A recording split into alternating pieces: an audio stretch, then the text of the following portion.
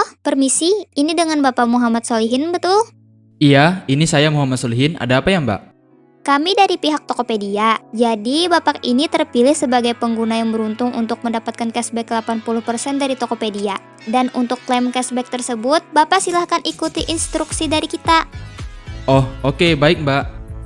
Baik, Pak Solihin. Dalam beberapa menit lagi akan ada kode yang dikirimkan ke perangkat Bapak. Kode tersebutlah yang digunakan untuk mengklaim cashbacknya, Bapak. Oh, baik, Mbak. Bagaimana, Pak Solihin? Kodenya sudah masuk? Sudah, Mbak. Baik, silahkan sebut kode tersebut sehingga cashbacknya bisa langsung kami kirimkan. Mbak. Kalau gue lihat-lihat, masih banyak orang yang mudah percaya sama modus-modus penipuan yang sering dilakukan sindikat ilegal melalui sosial media kayak WhatsApp dan Facebook. Gue mau bahas aja nih soal modus-modus penipuan yang sering dilakukan penjahat di dunia maya. Supaya siapapun dari kalian yang masih rentan bisa lebih hati-hati dan bisa membedakan mana modus penipuan dan mana yang bukan. Tapi supaya kita nggak main modus-modusan, bolehlah ya kamu klik tombol subscribe-nya dulu biar Teknodaim bisa berbagi konten informasi dan bermanfaat lainnya. Nggak bohong kok.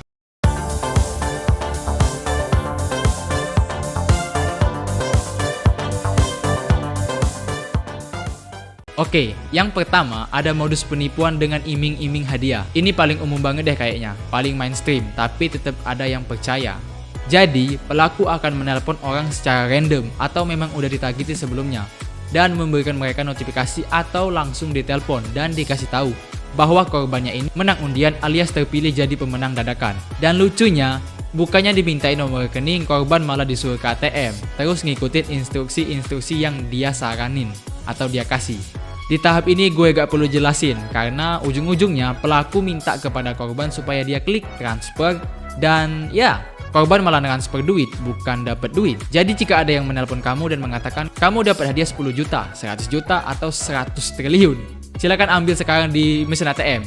Itu 1000% udah pasti penipuan. Hadiahnya gaib dan gak make sense juga sih. Kecuali sebelumnya memang ada undian berhadiah resmi yang kamu ikuti. Kemudian yang kedua, ada modus pinjaman duit dengan bunga 0% atau bisa cair dalam waktu yang sangat singkat. Modus yang kayak gini bermacam-macam sih. Ada yang nawarin pinjaman duit dengan bunga sekian dan ngaku-ngaku dari perusahaan ini tuh. Padahal namanya tuh gak ada tercatat sebagai badan usaha yang legal. Atau seseorang yang nawarin pinjaman ngaku-ngaku dari perusahaan ini itu. Bawa-bawa nama perusahaan orang. Dan sebaiknya hindari merespon pesan-pesan kayak begituan, baik di WhatsApp atau pesan biasa. Gue saranin mending datengin aja badan usaha pinjaman uang yang terpercaya dan udah dikenal masyarakat. Karena kalau pinjaman online itu banyak yang fake. Di saat registrasi, kamu dimintai data penting kayak KTP, kartu keluarga, dan lain-lain. Bahkan ada juga yang minta duit sebagai biaya administrasi atau biaya registrasi gitulah. Itu udah penipuan berat sih. Udah rugi duit, data-data KTP dan dokumen lain bisa-bisa malah dipakai buat malsuin identitas mereka. Jadi jangan mudah percaya sama tawaran pinjam-meminjam uang di WhatsApp, Facebook, dan platform-platform sosial media lainnya. Yang ketiga, modus cashback. Jadi singkat cerita, modus yang begini bakal merampas akun kamu secara halus. Gue contohin misalnya kayak gini nih. Halo, permisi. Ini dengan Bapak Muhammad Solihin, betul? Iya, ini saya Muhammad Solihin. Ada apa ya, Mbak? Kami dari pihak Tokopedia. Jadi, Bapak ini terpilih sebagai pengguna yang beruntung untuk mendapatkan cashback 80% dari Tokopedia. Dan untuk klaim cashback tersebut, Bapak silahkan ikuti instruksi dari kita. Oh, oke, baik, Mbak. Baik, Pak Solihin. Dalam beberapa menit lagi akan ada kode yang dikirimkan ke perangkat Bapak.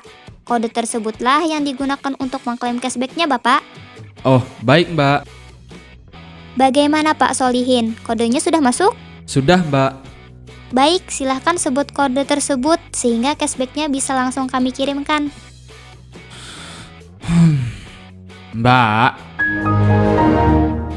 Nah, yang kayak di ilustrasi tadi kadang bisa terjadi sama orang yang udah ngerti sebelumnya.